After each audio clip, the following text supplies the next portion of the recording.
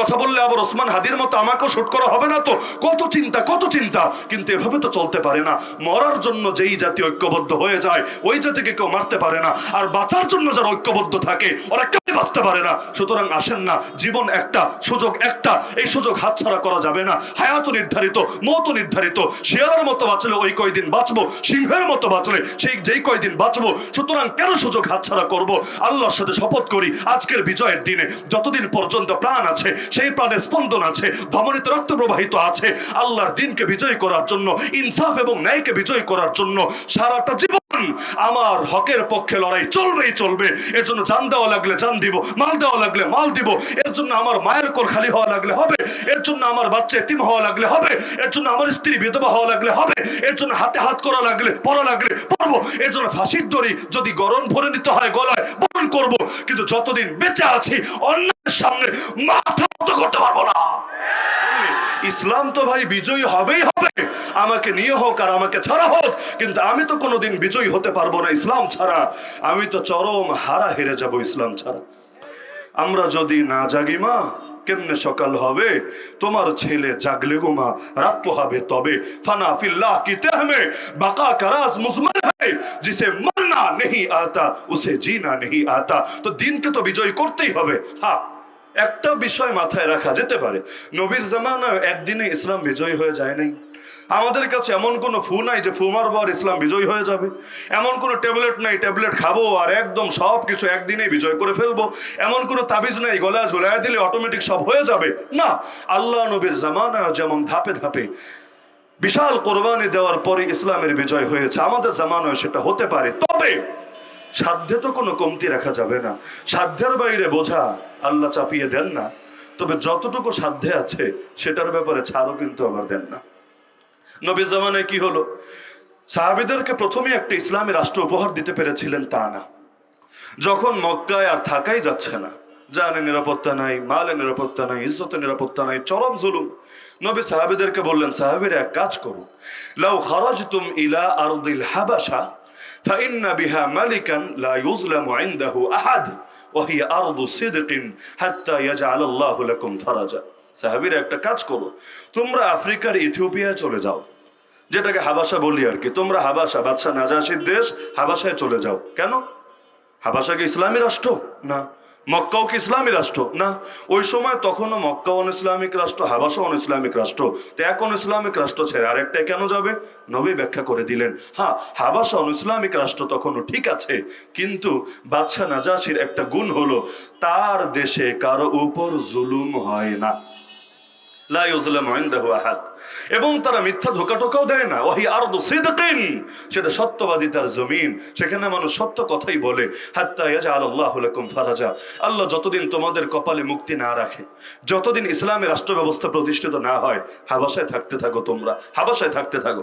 সাহাবীরা বড় আশা নিয়ে গেলেন হাবাসায়, কিন্তু পেছনে পেছনে মক্কার নেতারাও হাজির। তারা গিয়ে বাদশা নাজাশিকে উস্কাতে লাগলো, আরে বাদশা আসামা নাজাশি, কাদেরকে জায়গা দিলেন? এরা তো জঙ্গি, এরা তো উগ্রবাদী, এরা তো সাম্প্রদায়িক। এই যুগের ভাষায় বললে আর কি, প্রতিটা যুগে ওই গালির মধ্যে মূল ভাব একই থাকে, শব্দগুলো জাস্ট চেঞ্জ হতে থাকে। যেমন জঙ্গি গালিটাও কয়দিন আগে মার্কেটে এসেছে। 80-র দশকে জঙ্গি গালি কে শুনেছেন? 90-র দশকে জঙ্গি গালি কে শুনেছেন? ওই আমেরিকার টুইন টাওয়ারের হামলার পরে আমেরিকা যখন ওয়ার ওয়ান টেরর ঘোষণা দিল, এরপরে এই গালিগুলো মুসলিম বিশ্বের মধ্যে ছড়ায় গেল। এখন মুসলমান ও মুসলমানরা গালি দেয় জঙ্গি, মানে মাথার তার ছিঁড়লে যা হয় আর কি। এক মুসলমান আর এক মুসলমানরা গালি দেয় জঙ্গি। বেটা পড়ালেখা তো কর আগে, গালির অর্থ কি এটা বস্তু আগে। যেমন কেউ যদি কাউরে শালা বইলা গালি দেয়, একদিক থেকে তো এটা গালি হলো, ঠিক আছে, খারাপ। আর একদিক থেকে এটা কিন্তু আত্মীয়তার প্রস্তাবও হলো, মানে ডাইরেক্ট ওর বোনরে বিয়ার অফার দিতে তো পারে না, মানে ইজ্জতে লাগে, এজন্য তারে শালা বানাতে চাচ্ছে আর কি। শালা মানে তারকে অফার দিচ্ছে, তুমি যদি শালা হও তোমার বোন তো অটোমেটিক আমার বউ হবে। তো সুতরাং এটাকে তো অর্থ ঘুরাইয়া দেওয়ার সুযোগ আছে। তো জঙ্গি মানে কি? জঙ্গি মানে যোদ্ধা। পাকিস্তানে একটা পত্রিকাও আছে, জঙ্গ নামে পত্রিকা। এই পত্রিকা প্রকাশিত হয়, এমনকি ওই যে আসমান দিয়া ওরে নাম বলেন জঙ্গি বিমান। এই জঙ্গি বিমান এটা কিসের বিমান? আইএস এর বিমান না আল কায়দার বিমান? কোন বিমান বলবেন আপনি? বলবেন না হুজুর এগুলো না, এগুলো তো আর্মির বিমান, বিমান বাহিনীর বিমান, সেনাবাহিনীর বিমান। তো জঙ্গি বিমান কি লেগে বললা? বলবে হুজুর জঙ্গি বিমান মানে যুদ্ধের কাজে ব্যবহৃত বিমান। তো জঙ্গি শব্দ কি খারাপ ছিল? জঙ্গি শব্দ খারাপ ছিল? জঙ্গি মানে যোদ্ধা, বাংলায় বলে যোদ্ধা, বাংলায় বলে যোদ্ধা, আর অন্য ভাষায় বললে হয়ে যাচ্ছে জঙ্গি, এতটুকুই তো ছিল। কিন্তু পাগল মুসলমান এই শব্দটাও গালি বানায়া নিজেরাই নিজেদের বিরুদ্ধে দমানোর কাজে লাগায় দিল। এজন্য দেখেন না বিগত দিনে কত জঙ্গি নাটক সাজিয়েছে। তবু যদি ইন্ডিয়া একটু খুশি থাকে, তবু যদি আমেরিকা একটু কোলে নিয়ে পাপা দিতে থাকে, তবু যদি আগামী নির্বাচনেও রাইতে হোক আর দিনে হোক 2 নম্বরে করেও গদিটা নিশ্চিত করে দিয়ে থাকে, তবু যদি ওদেরকে খুশি করা যায়, তো জঙ্গি নাটক করলে কাদেরকে খুশি করার জন্য? আর এত খুশি করে লাভ কি হলো? হ্যাঁ, লাভ এতটুকু হয়েছে, বুড়ি বয়সেও প্রেমের স্বাদ রেখেছে, মানে প্রেমের মর্যাদাটা অন্তত রক্ষা করেছে, এটাও কম কথা না। লেকিন লাভ কি হয়েছে? ওই কাফেরদেরকে খুশি করতে গিয়ে মুসলমানরা যখন নাখুশ করে ফেললা, আল্লাহ তো পৃথিবীর বুকেও লাঞ্ছিত করে ছেড়েছে। তো এখন তারা গিয়ে হাজির, ফিরায় দাও মুসলমানদেরকে। কিন্তু বাদশা নাজাশি আর যাই হোক যেহেতু ইনসাফকারী, ডাকলো মুসলমানদেরকে যে ওরা তো বলছে তুলে দিতে, কিন্তু আমি এক বাক্যেই তুলে দেব না, তোমরা আসলে কারা, কি আদর্শ তোমাদের, একটু ব্রিফিং দাও তো আমাকে। তারা শুরু করে দিল বিশাল আলোচনা। জাফর রাদিয়াল্লাহু আনহু বিশাল লম্বা এক লেকচার দিলেন, যে কোনো সিরাতের কিতাব খুললেই পেয়ে যাবেন। আইয়ুহাল মালিক কুন্না কওমান আহলা জাহিলিয়া না'বুদুল আসনাম ওয়া না'তিল ফাওয়াহিশ ওয়া নাকতাউল আরহাম ওয়া নুসিউল জিওয়ার ওয়া ইয়াকুলুল কাওয়্যু মিন্না আদ-দাঈফ ফাকুন্না আলা যালিক হাত্তা বা'আথ আল্লাহু ইলাইনা রাসূলাম মিন্না না'রিফু নাসাবাহু ওয়া সিদকাহু ওয়া আমানাতাহু ওয়া আফাফা ফাদআনা ইলা আল্লাহি আযজা ওয়া জাল লিনওয়াহিদাহু ওয়া না'বুদা ওয়া নাখলা মা কুন্না না'বুদু নাহনু ওয়া আবাউনা মিন دون الله من الحجارة والأوثان وأمرنا بصدق الحديث وأداء الأمانة وصلة الرحم وحسن الجوار والكف عن المحارم والدماء ونهانا عن الفواحش وأكل مال اليتيم وقذف المحصنة। এভাবে বলতে বলতে ইসলামের পুরো শিক্ষা এক বক্তৃতায় বলে দিলেন। এখন যদি এটার অনুবাদ করতে যাই, আমাদের বন্ধু হাবিবুল্লাহ আরমানির আর বয়ান করার টাইমই থাকবে না, এজন্য অনুবাদ স্কিপ করে গেলাম। তো এখন তিনি ইসলামের আদর্শ যখন তুলে ধরলেন, বাদশা নাজাশের হৃদয় ছুঁয়ে গেল। তিনি বলেন, আচ্ছা তাহলে তোমাদের ধর্মগ্রন্থ একটু পড়ে শোনাও তো আমাকে। জাফর রাদিয়াল্লাহু আনহু কোরআনের 16 নম্বর পারার সূরা মারিয়াম তেলাওয়াত করা শুরু করলেন। মারিয়াম, যেহেতু বাদশা নাজাশি খ্রিস্টান ছিল, ঈসা নবীর নামে কালেমা পড়তো, ইনজিল শরীফের উপর বিশ্বাস রাখতো, এজন্য সূরা মারিয়াম পড়তে শুরু করলেন। কাফ হা ইয়া আইন সাদ যিকরু রাহমাতি রাব্বিকা আবদাহু যাকারিয়া। এভাবে তিনি পড়া শুরু করলেন। কিছুক্ষণ পর বাদশা নাজাশি এমন কান্না শুরু করলো, দাড়িগুলো পর্যন্ত ভিজে উঠলো। বাদশা নাজাশি বলল, আর এই বাক্যগুলো শুনি আমি বুঝে ফেলেছি নবী ঈসার উপর যে কিতাব এসেছে আর তুমি যে কিতাব শোনালে আমাকে, উভয়টার উৎস অবশ্যই এক হবে, আলাদা উৎস থেকে এত মিলের কথা বের হওয়া সম্ভবই না।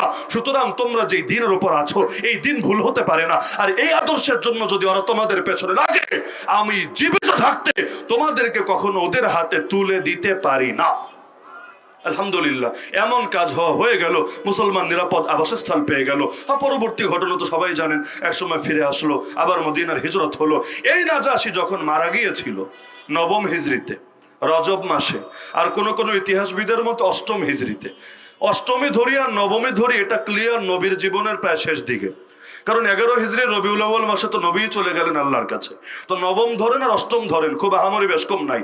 ওই সময় যখন গেল, সাহাবীরা খবর পাবে কিভাবে, কই আফ্রিকা, কই মদিনা?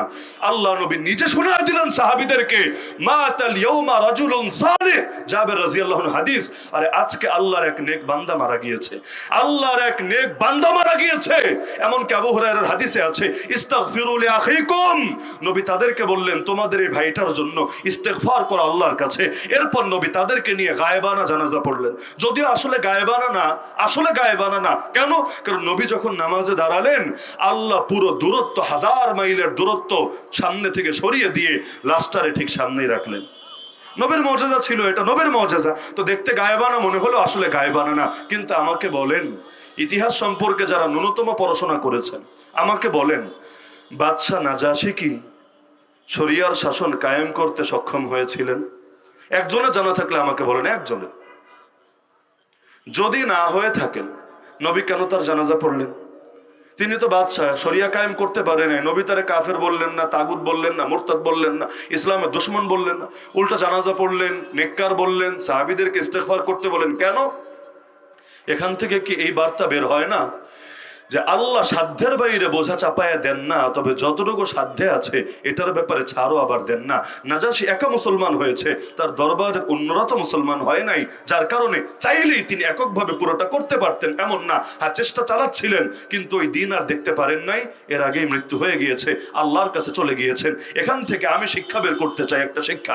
আমার শিক্ষাটা যদি ভুল হয় ছুঁড়ে ফেলেন, আর যদি যৌক্তিক মনে হয় এটা নিয়ে ভাবতে পারেন। সেটা হলো, আমরাও হয়তো এক লাফে গাছের আগায় উঠতে পারবো না, আমরাও হয়তো একদিনে এই দেশটাকে এক টুকরা মদিনা বানাতে পারবো না, লেকিন যতটুকু পারি সেটার বেলায় তো বসে থাকা উচিত না। আমি যদি ইসলামের বিধানগুলোকে দুই ভাগে ভাগ করি, এটা কোনো কোরআনে বলা ভাগ না, হাদিসে বলা ভাগ না, ফতোয়ায় বলা ভাগ না, এটা আমি ভাগটা করছি সিরেফ এই আলোচনাটা বোঝানোর খাতিরে। আর আগেই বলেছি, আমার বার্তা ভুল মনে হলে ছুঁড়ে ফেলেন ডাস্টবিনে, কোনো আপত্তি নাই।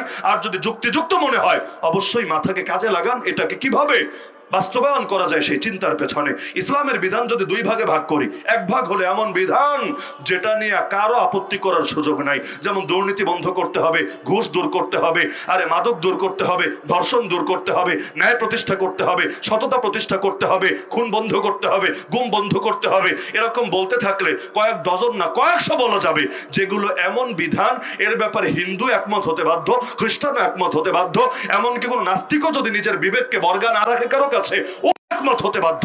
সবার আগে আমরা এগুলোর আওয়াজ কেন তুলছি না? সবার আগে অন্তত এগুলোর ব্যাপারে সবাইকে একমত করে এগুলো কেন সবার আগে প্রতিষ্ঠা করছি না? হ্যাঁ, এরপর 2 নম্বর কিছু বিধান হলো যেটা নিয়ে হয়তো অনেকের চুলকানি থাকবে। চোর চুরি করলে হাত কাটতে হবে, কেউ জিনা করলে পাথর মেরে হত্যা করতে হবে, নামাজের ব্যাপারেও বাধ্যতামূলক আইন করতে হবে, নামাজ না পড়লে জেলে ভরতে হবে, এরকম কিছু বিধান আছে। এটা নিয়ে হয়তো অনেকের অ্যালার্জি থাকবে, থাকবে না? যেমন চোর চুরি করলে হাত কাটার বিধান অনেক নেতাই মানতে পারবে না, চিন্তা করবে হায় রে ধৈরা যদি হাত কাটা শুরু করে বাংলাদেশে তো নেতাকে হাতই খুঁজে পাওয়া যাবে না। এটাই তো বাস্তবতা। 10 দিরহাম পরিমাণ চুরি করলেই হাত কেটে দেয়, আর এক একজন যে হারে চুরি করে আল্লাহ পুরো দেশটাই লুটে পুটে খায়, তাহলে হাতই তো থাকবে না। আর হাত তো আর টিকটিকির লেঞ্জা না, হাত কি টিকটিকির লেজ নাকি যে কয়দিন পর আবার গজাবে?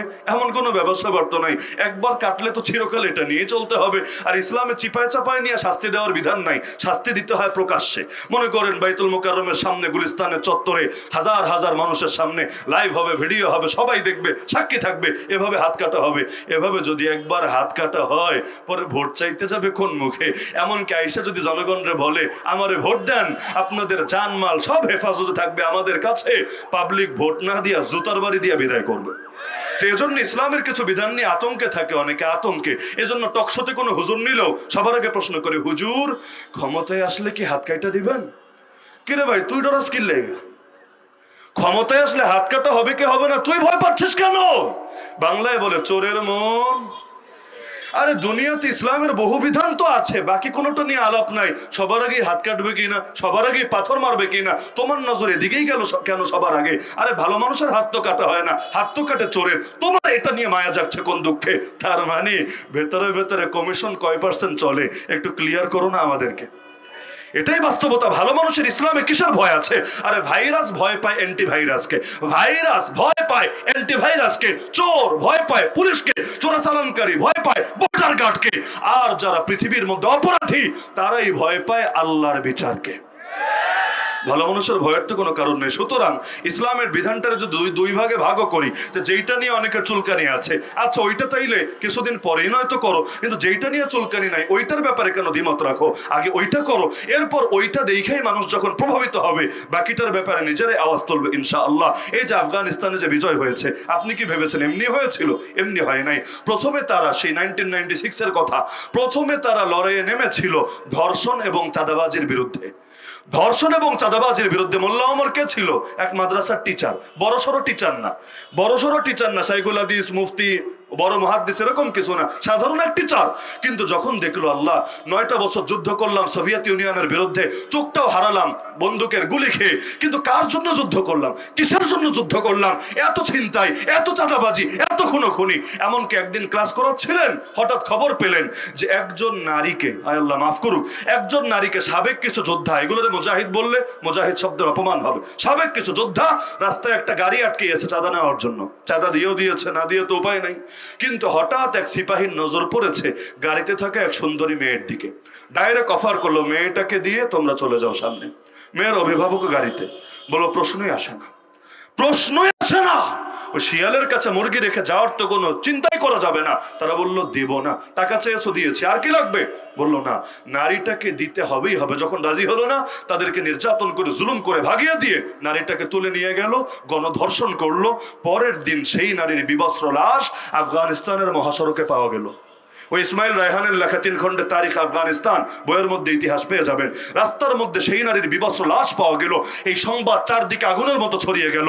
মোল্লা ওমরের কানেও যখন এই সংবাদ পৌঁছলো, সবার আগে কিতাবটা বন্ধ করে ছাত্রদেরকে বলল, পড়াশোনা বহুত হয়েছে, আল্লাহ বাঁচায় রাখলে আগামীতে হবে, কিন্তু আমি এই দেশ দেখার জন্য আমার চোখ শহীদ করাই নাই, এই দেশ দেখার জন্য এত বছর যুদ্ধ করাই নাই। সুতরাং যতদিন পর্যন্ত মা বোনের ইজ্জত হেফাজত না হবে, যতদিন পর্যন্ত এই দেশে নিরাপত্তা না আসবে, যতদিন পর্যন্ত এই দেশে এই জালেমদের বিরুদ্ধে উচিত ব্যবস্থা না নেওয়া যাবে, বন্ধ করে দিলাম কিতাব। প্রয়োজনে বেঁচে থাকলে আবার পড়া হবে, না হলে শহীদ হয়ে চলে যাব আল্লাহর কাছে। সেই যে নামলো ময়দানে, সবাই সমর্থন দিতে লাগলো তাদেরকে। কারণ খুনের বিরুদ্ধে নামলে কে সমর্থন না দেবে? গুমের বিরুদ্ধে নামলে কে সমর্থন না দেবে? ধর্ষণের বিরুদ্ধে নামলে কে সমর্থন না দেবে? চোরাচালানের বিরুদ্ধে নামলে কে সমর্থন না দেবে? সকলে সমর্থন দিল। অতি অল্প দিনই সব জালেমের বিরুদ্ধে লড়াই করে বিজয়ী হয়ে ইসলামী শাসনই প্রতিষ্ঠা করে ফেললো। তা ওই এক সুযোগ তো আমাদের সামনেও আছে, নাই? যে হারে সারা দেশে খুনোখুনি, গুম, সন্ত্রাস, চাঁদাবাজি, ডাকাতি, ছিনতাই, রাহাজানি, এগুলোর বিরুদ্ধে একটা মানুষ কেন আওয়াজ তুলছে না? এগুলোর বিরুদ্ধে কেন ঐক্যবদ্ধ হচ্ছে না? আরে যেই দাঁড়ান, আমি তো মনে করি একটা কুত্তাও যদি দাঁড়ায় আছে, একটা কুত্তাও যদি ঘেউ ঘেউ করতে করতে জালেমদের বিরুদ্ধে দাঁড়া যায়, এই দেশের কোটি মানুষ ওই কুত্তাকেও সমর্থন দেওয়ার জন্য রেডি। কিন্তু মানুষ হয়ে দাঁড়াতে পারি না, মানুষ হয়ে কথা বলতে পারি না। চাকরি থাকবে তো? কথা বললে আবার জেলে যাওয়া লাগবে না তো? কথা বললে আবার বিপদে পড়বো না তো? কথা বললে আবার ওসমান হাদির মতো আমাকেও শুট করা হবে না তো? কত চিন্তা। কিন্তু এভাবে তো চলতে পারে না। মরার জন্য যেই জাতি ঐক্যবদ্ধ হয়ে যায়, ওই জাতিকে কেউ মারতে পারে না। আর বাঁচার জন্য যারা ঐক্যবদ্ধ থাকে, ওরা কেউ বাঁচতে পারে না। সুতরাং আসেন না, জীবন একটা, সুযোগ একটা, এই সুযোগ হাতছাড়া করা যাবে না। হায়াত নির্ধারিত, মত নির্ধারিত। শিয়ালের মতো বাঁচলে ওই কয়দিন বাঁচবো, সিংহের মতো বাঁচলে সেই যেই কয়দিন বাঁচবো। সুতরাং কেন সুযোগ হাতছাড়া করব? আল্লাহর সাথে শপথ করি, আজকের বিজয়ের দিনে যতদিন পর্যন্ত প্রাণ আছে, সেই প্রাণে স্পন্দন আছে, ধমনীতে রক্ত প্রবাহিত আছে, আল্লাহর দিনকে বিজয় করার জন্য, ইনসাফ এবং ন্যায়কে বিজয় করার জন্য সারাটা জীবন আমার হকের পক্ষে লড়াই চলবে। এর জন্য জান দেওয়া লাগলে জান দিব, মাল দেওয়া লাগলে মাল দিব। এর জন্য আমার মায়ের কোল খালি হওয়া লাগলে হবে, এর জন্য আমার বাচ্চা এতিম হওয়া লাগলে হবে, এর জন্য আমার স্ত্রী বিধবা হওয়া লাগলে হবে, এর জন্য হাতে হাত করা লাগলে, পড়া লাগলে পড়বো, এর জন্য ফাঁসির দড়ি যদি গরম ভরে নিতে হয় গলায়, বরণ করব। কিন্তু যতদিন বেঁচে আছি, অন্যের সামনে মাথা নত করতে পারবো না।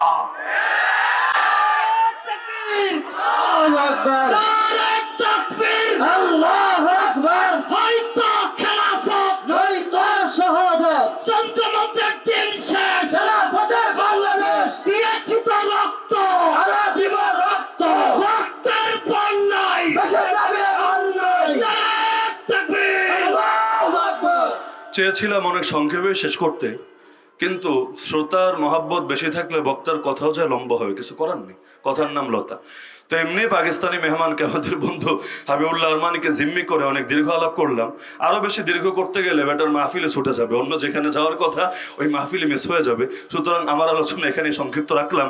ইনশাআল্লাহ অত্যন্ত গুরুত্বপূর্ণ আলোচনা করবেন আমাদের ভাই ও বন্ধু হযরত মাওলানা হাবিবুল্লাহ আরমানি। আল্লাহ তাকে নেক হায়াত দান করুন, হকের কথাগুলো আরো দৃপ্ত কণ্ঠে বলার তৌফিক দান করুন। আমিন। ওয়া মা আলাইনা ইল্লাল বালাগুল মুবিন ওয়া আখিরু দাওয়ানা আলহামদুলিল্লাহি রাব্বিল আলামিন।